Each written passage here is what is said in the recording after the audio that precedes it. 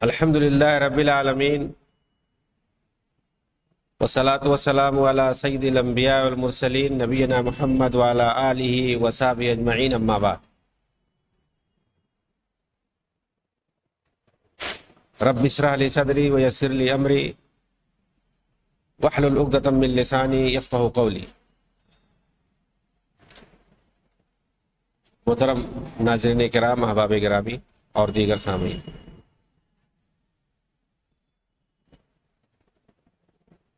خود کش بمباری کو جائز بتانے کے لیے اور اسے ثابت کرنے کے لیے کس طرح سے اخوانیوں نے قرآن و حدیث سے دلیل پکڑی ہے، اس کا جواب دیا جا رہا ہے۔ ان لوگوں نے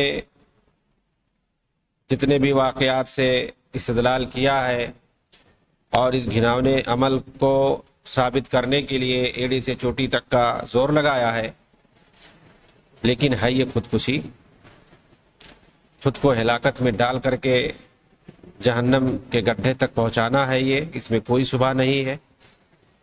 آدمی اپنی آخرت کو تباہ اور برباد کرتا ہے اور ساتھ میں اپنے پیچھے بہت سارے دوسرے معصوم مسلمانوں کی جان کی ہلاکت اور املاک کی تباہی کا سبب بنتا ہے، اور ساتھ ہی اسلام اور مسلمانوں کے بدنام ہونے کا بھی سبب بنتا ہے۔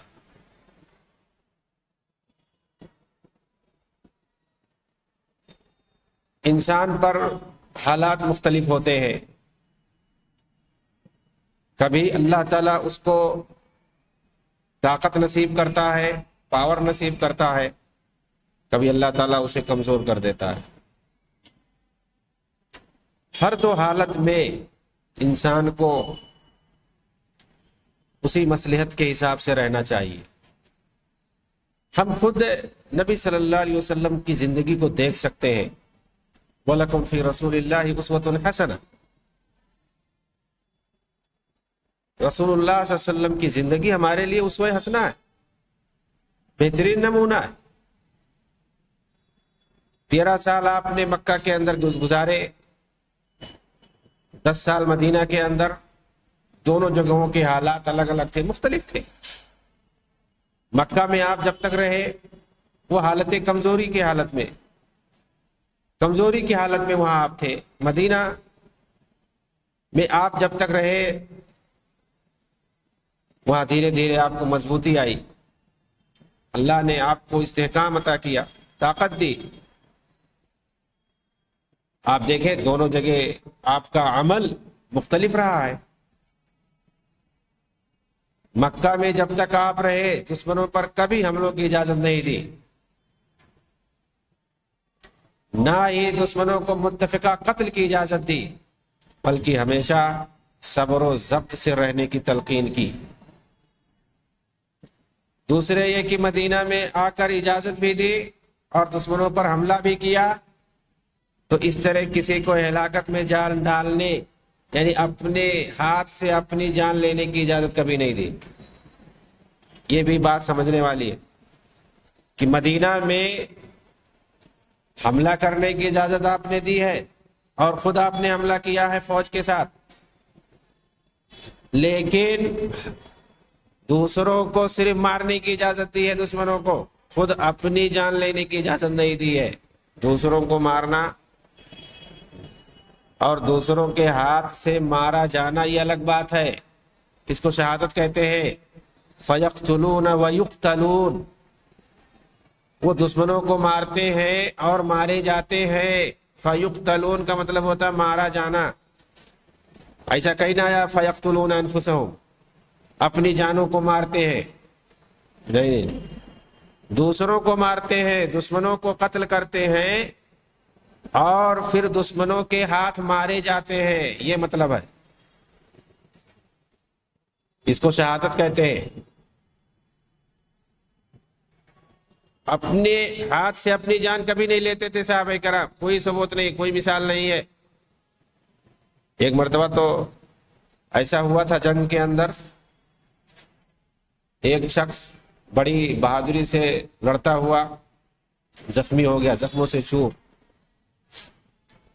बाद साहबा ने आके कहा कि फलां को जन्नत मुबारक हो, बड़ी बहादुरी से लड़ता हुआ देखा गया है और जख्मों से चूर है। आप सल्लल्लाहु अलैहि वसल्लम ने उसको जहन्नमी बता दिया।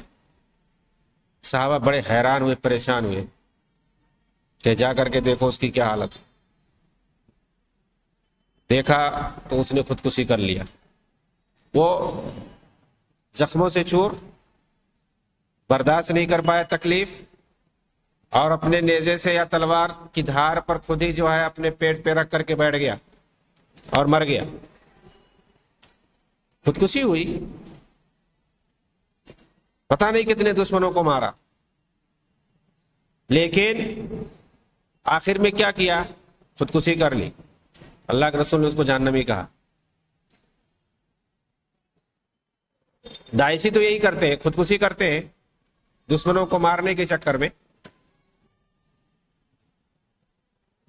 लेकिन जो एक सरफरोशाना अंदाज में लड़ता है दुश्मन से, मैदान जंग के अंदर पहली सफ में या अंदर घुस करके दुश्मनों की सफों में, उसकी नीयत शहादत की होती है, अपनी जान लेने की नहीं होती। उसकी नीयत होती है कि दुश्मनों को मारेंगे और अल्लाह फतेह नसीब दे। फतेह नसीब करे, सबसे पहली ख्वाहिश उनकी होती है। और फतेह अगर नहीं मिली, दुश्मन के हाथ से मारे भी जाएंगे तो अल्लाह ताला में शहादत देगा।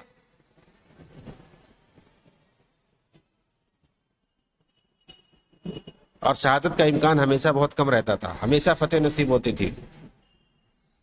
कभी कभी शहीद भी हो जाते थे। लेकिन खुलासे कलाम यही है कि वो दुश्मनों के हाथों से मारे जाते थे और इसी को शहादत कहते हैं। और यहां जो खुद कुछ बमबार होता है या अपनी कमर में बम फिट करके जाता है और अपने हाथ से बटन दबाता है और पहले खुद मरता है अपने हाथ से, फिर उसके बाद एक इम्कान रहता है कि उसके साथ दूसरे लोग भी मारे जाएं। ये खुदकुशी है। इसको कोई खुदकुशी के अलावा एक अक्लमंद इंसान कोई दूसरा नहीं कह सकता है। ये सिर्फ दाइशी, खारजी, इख्वानी, तकफीरी, यही लोग इसको शहादत कहते हैं, इनके अलावा और कोई नहीं। और जो सहाबा के वाकयात हैं मुजाहिदाना, जिन्होंने किरदार अदा किया, सरफरोशाना अंदाज मैदान जंग के अंदर दुश्मनों की सफों में लड़ा जाकर, उससे दलील बनाते हैं। ताज्जुब होता है।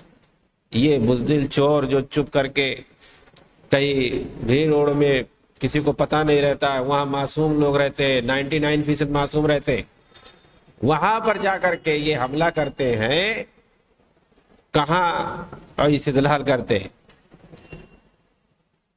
बहरहाल इनकी हम देखते हैं अगली दलील क्या है। 5वीं दलील, खुद कुछ बमबारी को ये लोग शहादत, इस्तिशहादी अमल कहते हैं, यानी शहादत वाला अमल करार देते हैं। क्या इस्तेदलाल करते हैं उसके लिए? मुस्नद अहमद की एक रवायत है, 18477 नंबर हदीस। नबी इसहाक क़ाल क़ुल्तु लिल-बरा अर्रजुलु यहमिलु अलल मुशरिकीना अहुवा मिम्मन अलक़ा बियदिही अत-तहलुका क़ाल ला लिअन्न अल्लाह अज़्ज़ा व जल बअस रसूलहु सल्लल्लाहु अलैहि वसल्लम फ़क़ाल फ़क़ातिल फ़ी सबीलिल्लाहि ला तुकल्लफ़ इल्ला नफ़्सक इन्नमा ज़ाग फ़ी नफ़क़ा। अबू इसहाक कहते हैं कि मैंने बरा इब्न आजिब से पूछा कि एक आदमी मुशरिकों के सफ में जा करके अपने आप को डाल देता है, तो क्या इसे खुद को हिलाकत में कहना कहेंगे?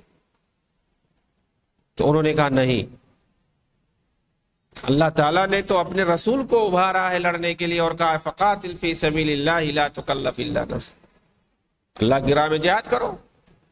अल्लाह उतनी मुकल्लफ बनाता है जितना तुम्हारे अंदर ताकत है।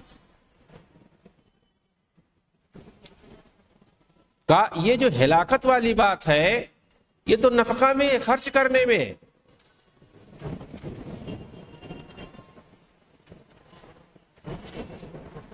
تو اس روایت سے انہوں نے استدلال کیا. وجہ استدلال کیا ہے کہ اگر دشمنوں کی صف میں کوئی آدمی گھس کر کے حملہ کرتا ہے تو اسے ہلاکت نہیں کہیں گے. کیا کہیں گے؟ شہادت کہیں گے. پہلی بات یہ کہ اس روایت کی سند میں دو راوی ابو بکر ابن ایاس بن سالم اور ابو اسحاق سبی دونوں متکلم فی ہیں. ایک سوء حفظ کا شکار اور دوسرے اختلاط، اور یہ دونوں چیزیں روایت کے ضعیف ہونے پر دلالت کرتی ہیں. تو سند کے اعتبار سے دیکھا جائے تو یہ روایت صحیح نہیں ہے. دوسرے کہ اگر اس روایت کو صحیح مان لیا جائے تو بھی اس کے اندر ان لوگوں کے لیے خود کش حملوں پر کوئی دلیل نہیں ہے، کیونکہ یہ روایت اس شخص کے بارے میں ہے جو اپنی جان اپنے ہاتھوں سے نہیں لیتا اور نہ ہی ہلاک ہونے کا یقین ہوتا ہے، بلکہ ایک احتمال ہوتا ہے. جبکہ یہ داعشی خودکشی کرتے ہیں باقاعدہ اور ان کے مرنے کا 100% یقین ہوتا ہے، اور دشمنوں کے مرنے کا ایک احتمال ہوتا ہے معمولی. تیسرے کہ میدان جنگ کا نقشہ بتا رہا ہے جہاں مسلمانوں کی ایک منظم فوج ہوتی ہے جن کے سامنے کچھ لوگ یا ایک دو لوگ سرفروشانہ انداز میں دشمنوں سے لڑتے ہوئے میدان جنگ میں نکل جاتے ہیں دشمنوں کے صف میں. ظاہر سی بات ہے ایک منظم فوج ان کا دفاع کرتی ہے اور ان کے سامنے لڑتے ہیں لوگ، ایک یا دو یا جتنے بھی لوگ، اور پہلی صف والوں کو تو جانا ہی ہے ان کے صفوں میں گھس کر کے لڑنے کے لیے. اس میں کون سی بات ہے؟ اور یہ کہ وہ تو بھی تلوار سے ہتھیار سے لڑنے کے لیے جاتے ہیں، مارنے کے لیے پورے اسباب کے ساتھ. ان کے ہاتھ میں ڈھال ہوتے ہیں، وہ زرہ پہنے رہتے ہیں، خود پہنے رہتے ہیں، ساری چیزیں جو اسباب حفاظت ہے سب کو اپنا کے جاتے ہیں اور دشمنوں پر حملہ کرتے ہیں ان کی صفوں میں گھس کر کے.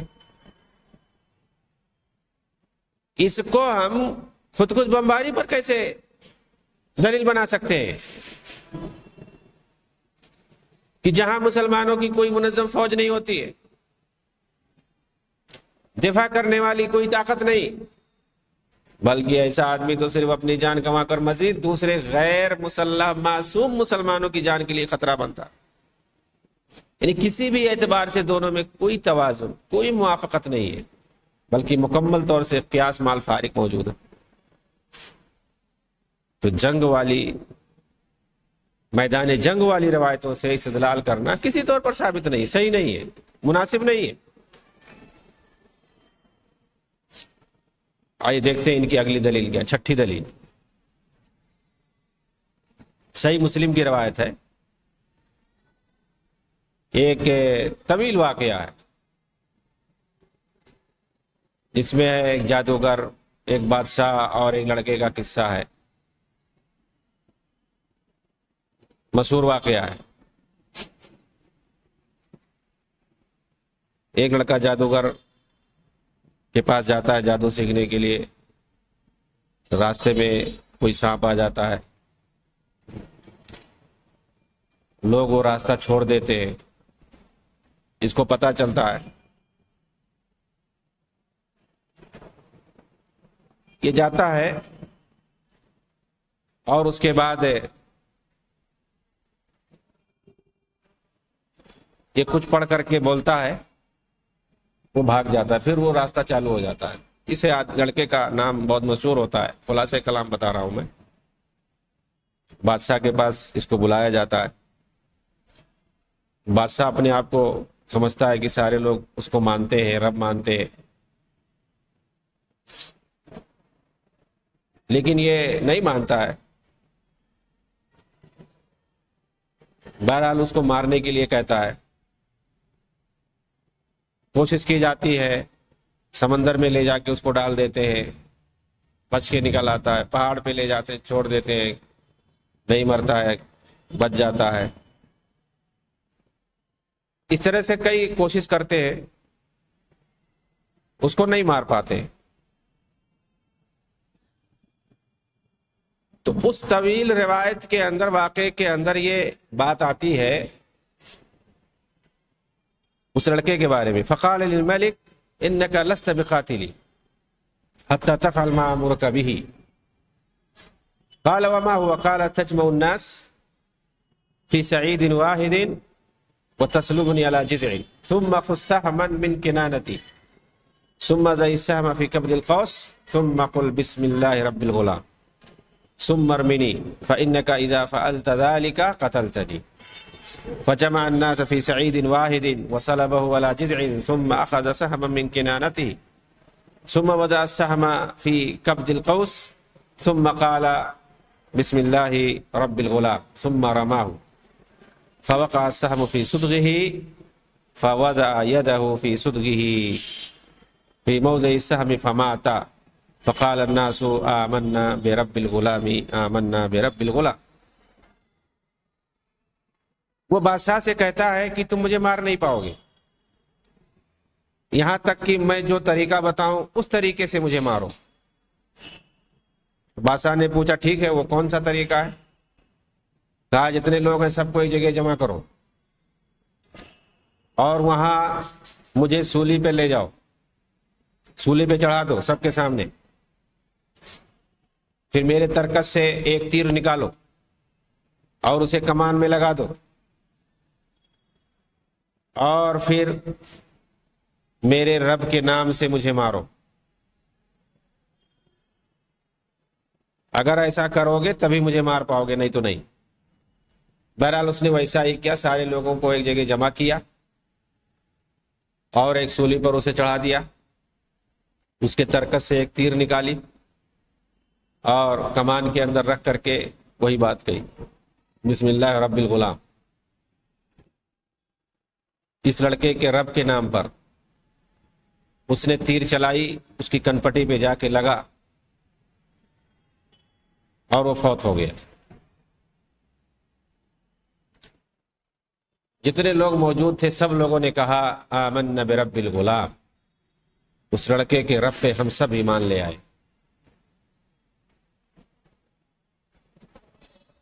صحیح مسلم کے اندر واقعہ تفصیل سے موجود ہے. سلمان عودہ جیسے لوگوں نے اس روایت کو خود کش دھماکوں کے لیے دلیل بنایا، اس واقعے کو، کہ کس طرح اس لڑکے نے اپنی جان دے کر سب کے لیے ایمان لانے کا سبب بن گیا. حالانکہ کئی اسباب سے یہ استدلال باطل ہے. اس سے واقعے سے خود کش بمباری کے لیے ہم دلیل نہیں بنا سکتے. کیسے؟ پہلی بات یہ کہ اس قصے کے اندر یہ واضح تھا کہ لوگ اس کی قربانی کے بعد ایمان لے آئیں گے. لڑکے کو یہ معلوم تھا اور اسی مصلحت سے اس نے بادشاہ سے یہ چال چلی تھی. گویا یہاں مصلحت راجحہ موجود ہے، جبکہ خود کش دھماکوں میں اس کے بالکل برعکس ہوتا ہے. آدمی اپنی جان خود لیتا ہے، جس سے کبھی کبھی دشمنوں کا جانی و مالی نقصان ہوتا ہے. جتنا نقصان ہوتا ہے اس کا کئی گنا زیادہ دشمن مسلمانوں کا نقصان پہنچا دیتا ہے، بالخصوص فلسطین کے اندر. گویا یہاں مفسدہ کبرا اور وہاں مصلحت کبرا، دونوں میں کوئی توازن نہیں. دوسرا یہ کہ لڑکے نے خود اپنے کو قتل نہیں کیا، بلکہ اسے بادشاہ نے تیر مارا. یعنی مصلحت راجحہ کی خاطر دشمنوں کے ہاتھوں شہید ہونا، جبکہ یہاں خود کش بمبار خود اپنے ہاتھوں سے جان لیتا، جسے خودکشی کہتے ہیں. تیسرا، لڑکے نے اپنی جان دی، جس کے نتیجے میں بادشاہ سمیت پوری قوم ایمان لے آئی. جبکہ یہاں ایک خود کش بمبار جب حملہ کرتا ہے اور اپنی جان ہلاکت میں ڈالتا ہے تو اس کے نتیجے میں جب دشمن غیر مسلح کمزور مومنوں پر حملہ آور ہو کر انہیں جانی و مالی نقصان پہنچاتا ہے، اس کے نتیجے میں کبھی ایسا بھی ہوتا ہے کہ کیمپوں میں رہنے والے مسلمان فتنے میں مبتلا ہو جاتے ہیں اور غیروں کی مدد کی وجہ سے اپنا دین عقیدہ کھو بیٹھتے ہیں، کیونکہ ایمان اور علم کی قلت اور معاصی کی کثرت جو ہے یعنی دونوں میں معاملہ بالکل الٹا ہے. وہاں پوری ایک قوم کے ایمان لانے کی بات ہے اور یہاں مرتد ہونے کی بات ہے خود کش بمباری کے نتیجے میں جو بھوکمری اور افلاس کی کیفیت پیدا ہوتی ہے. چوتھا یہ کہ ایک قتل سے انتقامی کارروائی کا کبھی خدشہ ہوتا ہے جبکہ ایک قتل سے اس طرح کا کوئی خدشہ نہیں ہوتا اور دونوں میں بڑا فرق ہے. تو بہرحال یہ جو جادوگر کا واقعہ ہے اس سے ہم خود کش بمباری کے لیے جواز کسی صورت میں نہیں بنا سکتے. ان کے پاس سے اگلی دلیل کیا ہے؟ 7ویں دلیل ان کی مصنف بن ابی شیبہ کی. یہ بھی حدیث کی مشہور کتاب ہے، جلد نمبر 4 صفحہ نمبر 569. ابو سعید خدری رضی اللہ تعالیٰ عنہ کی روایت ہے. عن ابی سعید الخدری رضی اللہ تعالیٰ عنہ قال قال رسول اللہ صلی اللہ علیہ وسلم الذین یلقون فی الصف الاول فلا يلفتون وجوههم حتى يقتلوا اولئک يتلبتون في الغرف العلى من الجنة يضحك الیہم ربک ان ربک اذا ضحك الى قوم فلا حساب علیہ. سیدنا ابو سعید خدری رضی اللہ تعالیٰ عنہ سے روایت ہے کہ رسول اللہ صلی اللہ علیہ وسلم نے فرمایا جو پہلی صف میں ڈال دیے جاتے ہیں یعنی پہلی صف میں بھیج دیے جاتے ہیں پھر اپنے چہروں کو نہیں پھیرتے یہاں تک کہ شہید ہو جاتے یہی لوگ جنت کے اندر بالا خانوں میں عیش کریں گے. تمہارا رب انہیں دیکھ کر ہنسے گا اور جب تمہارا رب کسی کو دیکھ کر ہنس دے اس کا کوئی حساب نہیں ہوتا ہے.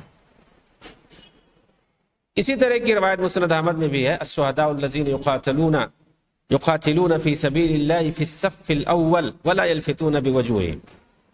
یعنی وہ شہداء جو راہ خدا میں پہلی صف میں قتال کرتے ہیں اور کسی طرف دیکھتے نہیں ہیں یہاں تک کہ شہید ہو جاتے یہی لوگ جنت کے اندر بالا خانوں میں عیش کریں گے. تمہارا رب انہیں دیکھ کر ہنسے گا اور جب تمہارا رب کسی کو دیکھ کر ہنس دے اس کا کوئی حساب کتاب نہیں ہوتا ہے. یہ بھی میدان جنگ کی روایت ہے کہ وہاں پر کس طرح سے مجاہدین سرفروشانہ اگلی صف میں جا کر کے دشمنوں سے لڑتے ہیں اور شہید ہوتے ہیں. میدان جنگ والی روایت. ظاہر سی بات ہے یہاں بھی ان کے لیے کوئی دلیل نہیں ہے سلمان عودہ جیسے اخوانیوں کے لیے، کیونکہ اس روایت سے یہ ثابت نہیں ہوتا کہ جو مجاہد دشمنوں کے سامنے ایک منظم فوج میں پہلی صف کے اندر لڑتا ہے وہ غیر مسلح ہو کر اپنے بدن پر بم باندھ کر رہتا ہے یا اسے وہاں اپنی ہلاکت کا یقین ہوتا ہے. ایسا کچھ نہیں ہوتا. جو پہلی صف میں ہوتے ہیں کیا وہ مرنے کے لیے ہوتے ہیں؟ وہ بہادر لوگ ہوتے ہیں، لڑنے کے لیے ہوتے ہیں، دشمنوں کو ختم کرنے کے لیے ہوتے ہیں. یہ نیت ہوتی ہے، مرنے کی نیت نہیں ہوتی ان کی کہ وہ ہلاکت یعنی ان کو ہلاک کرنے کے لیے پہلی صف میں رکھا گیا ہے. تو اس طرح تو کمزور لوگوں کو رکھنا چاہیے لیکن جو سب سے زیادہ بہادر ہوتے ہیں ان کو پہلی صف میں رکھا جاتا ہے. کیوں؟ دشمنوں کا نقصان پہنچانے کے لیے، دشمنوں کو مارنے کے لیے. میدان جنگ کس لیے قائم کی جاتی ہے؟ دشمنوں کو مارنے کے لیے. زیادہ سے زیادہ حدیث میں جہاد کی فضیلت ہے، میدان جنگ میں پہلی صف میں لڑنے کی فضیلت ہے، نیز وہاں بھاگنے کی مذمت ثابت ہوتی کہ وہاں میدان جنگ میں دشمنوں کا جب سامنا ہو جائے تو وہاں سے پیٹ پھیر کر کے بھاگنا یہ گناہ کبیرہ ہے، نہیں بھاگ سکتے. بھاگنے کی مذمت ہے، وعید آئی ہے اور پہلی صف میں جا کر کے لڑنا اس کی فضیلت ہے. اللہ رب العالمین خوش ہوتا ہے. یہ ساری چیزیں بتائی گئی ہیں اس روایت کے اندر. اس سے ہم خود کش بمباری کے لیے استدلال کبھی نہیں کر سکتے. یہاں ایک طرف دشمنوں کی فوج ہے تو دوسری طرف مومنوں کی فوج ہے اور آمنے سامنے لڑائی ہو رہی ہے. ایسا نہیں ہے کہ ایک طرف دشمنوں کی فوج ہے یا دشمنوں کی بھیڑ ہے اور دوسری طرف میدان خالی ہے، کوئی نہیں ہے، بلکہ غیر مسلح کمزور مسلمانوں کی پوری آبادی ہے کہ اگر کوئی داعشی خود کش بمبار دشمنوں پر آ کے حملہ کرے اور ان کا کچھ نقصان پہنچا دے تو دشمن انتقامی کارروائی کر کے مسلمانوں کا ہزاروں گنا زیادہ نقصان پہنچا دیتا ہے. یہی ہوتا ہے فلسطین وغیرہ کے اندر.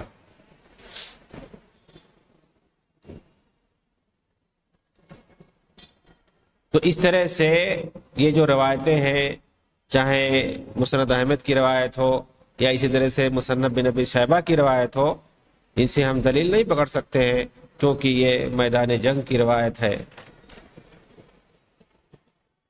ان کی 8ویں دلیل کیا ہے؟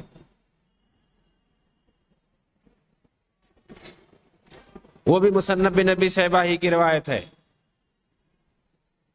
عن مدرک ابن عوف قال انی لعند عمر فقلت ان لی جار رمى بنفسه في الحرب فقتل فقال ناس القى بيده للتهلكه فقال عمر كذبوا لكنه اشترى الاخره بالدنيا۔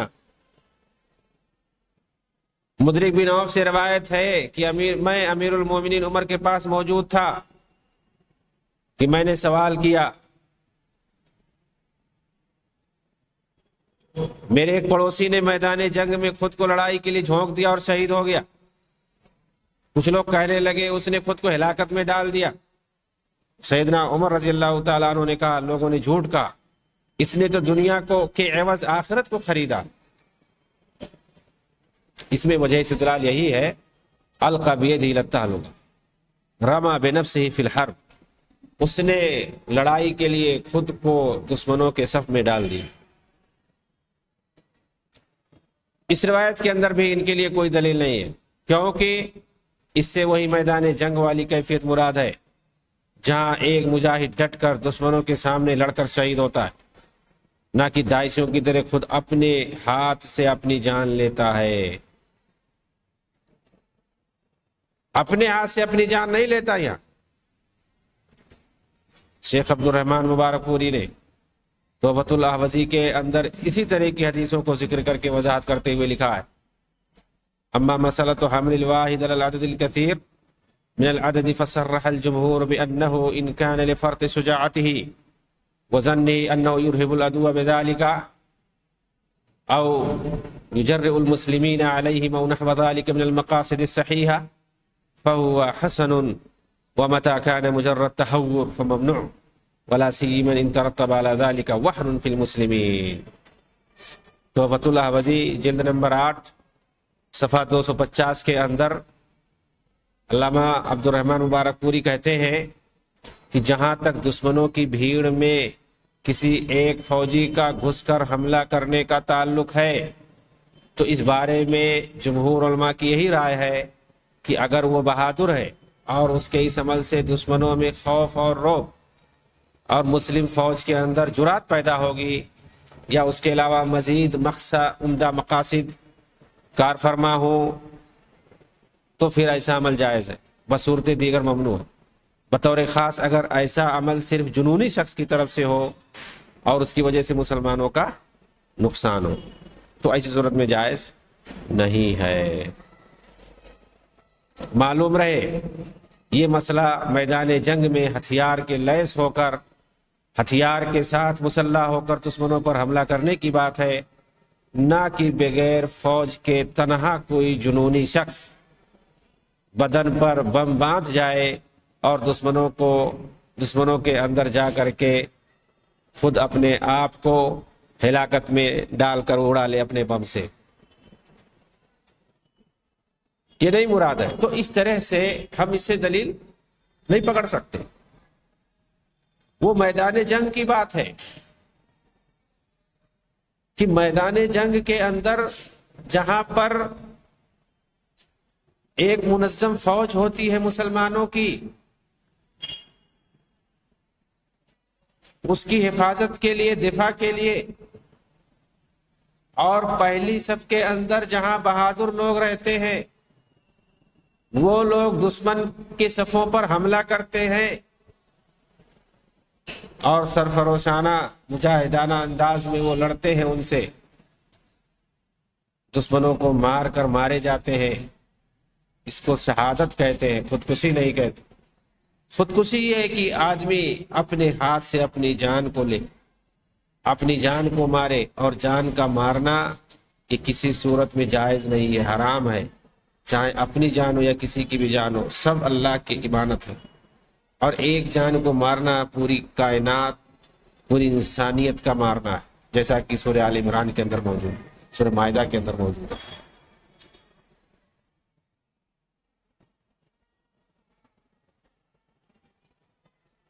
تو کوئی شخص ہے اگر ناحق دوسرے کو مارتا ہے، اسی طرح سے اگر اپنی جان کو مارتا ہے تو وہی گناہ ہے، وہ بھی قاتل نفس ہوگا، لیکن وہ خود اپنے آپ کو قتل کر رہا ہے، اسی لیے اس کو خودکشی کہتے ہیں۔ اب بم سے اڑا رہا ہے خود کو تو خودکش بمباری ہوگی۔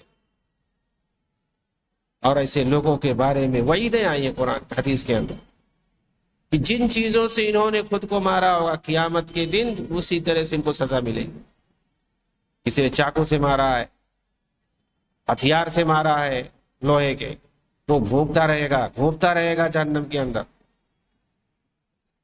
اگر کوئی زہر پیا ہے پیتا رہے گا۔ ظاہر سی بات ہے اگر کسی نے بارود اور بم سے اڑایا ہے خود کو، وہاں بھی اڑاتا رہے گا، بم سے اڑاتا رہے گا، وہاں پر بھی یہی ہوگا۔ تو ان روایتوں سے، جنگ والی روایتوں سے،